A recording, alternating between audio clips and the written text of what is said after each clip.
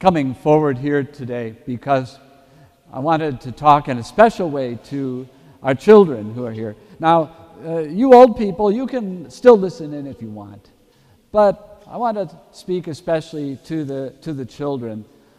This is your day too, and I think we need to think about it and celebrate it. Now, during the course of my short homily here, I'm going to ask some questions, and I'll be listening for your answers. I don't have any children right here in church, but I'll listen for yours, and sometime, maybe if you shout the answers loud enough, I'll be able to hear you.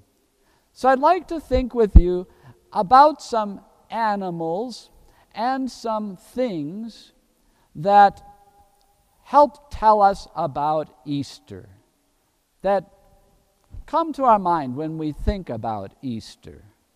So what are some animals that we might think of when we talk about Easter? Well, I have some things here. Let me see if I'm guessing right what you have in mind. Let's see.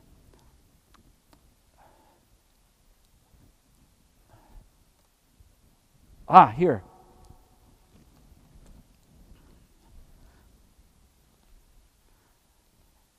Does this remind you of Easter? This is my father bear. I don't know if you can tell, he's got a collar on. Oh, bears aren't what we think about at Easter? Okay, well, I'll put this down. Let's see what else.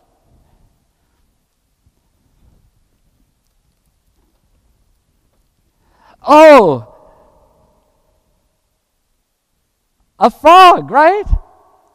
Is this, this could be an Easter frog, right? Frogs don't remind us of Easter too much.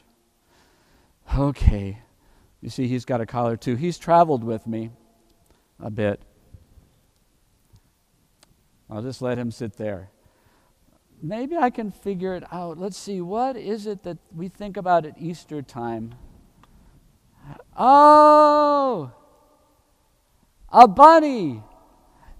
It's an Easter bunny. Am I right now? But what does a bunny have to tell us about Easter? Well, I had to study this a little bit, and I learned that this tradition came to us from Germany. The Easter bunny came to the United States from Germany, and it's a bunny that lays eggs. Now, we know that bunnies don't lay eggs, right? Well, this one does, I guess. Easter eggs. Oh, by the way, this bunny kind of changed a little bit through the years. I have another bunny. This one's made of chocolate. We like those kinds of bunnies, don't we? So, but what does a bunny have to do with Easter? Well, let me just think about this with you. You know that bunnies have lots of babies, right? And they have babies all the time. Maybe that's why they chose this, because you know what happens at Easter time? At Easter, we celebrate baptism. It's our best time to baptize. And what happens when we baptize? Well, a person becomes a child of God. A person is reborn as a member of God's family.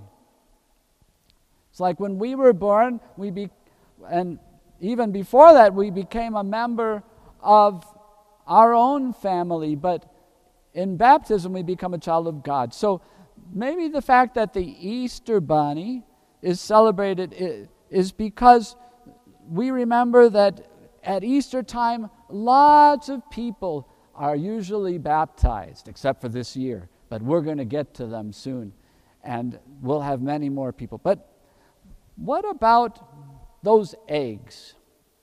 Well, an egg, let's see. Oh, yeah. Here we go. Oh, I should put the Easter bunny here. There. He can be by the frog. Yeah, those Easter eggs. I have some with me. And these are colored eggs, but they're not colored the way that you normally do it. These are eggs that are colored that way because that's the way the chicken made them. Different colors. So why eggs at Easter? Why does the bunny have eggs? Well, an egg is really something that tells us a lot. We know it just looks like something dead, right? It doesn't seem like there's any possibility of it being anything but what it is. But I think we know what can come from an egg, even though it seems dead. A chick can come from an egg. That's how chickens are born. And so an egg is kind of like a place that hides something that is alive, that is really coming to life. And that's what Jesus did at Easter when he came out of the tomb, even though everybody thought he was dead. And so the Easter egg reminds us of Jesus who rose from the dead. So what else can remind us of Jesus' resurrection? Oh my gosh, when we think about it, there are so many other things. The whole world should remind us of Jesus and what we celebrate today. Let's see. I have one more thing here. This is a package. Actually, I've used this package. See what's in it here. Some seeds. Seeds, these are green bean seeds. Seeds look like they're dead, don't they? They look like they're just going to stay that way always. They're hard and nothing could come from them. But you plant this seed and you add water to the seed and you wait. Just like Jesus was buried in the tomb when he died, and you wait, and he waited how long? 3 days from the time he died on Good Friday until Easter Sunday morning. Friday, Saturday, Sunday. And something wonderful happened. He rose from the dead. Now, the resurrection of Jesus isn't the same as life coming from a seed or from an egg, but they remind us of the wonderful thing that Jesus did. Let's make sure that in these days we look around at the world around us. We see the trees that only a few weeks ago had no leaves. We thought they looked dead, but now they have leaves.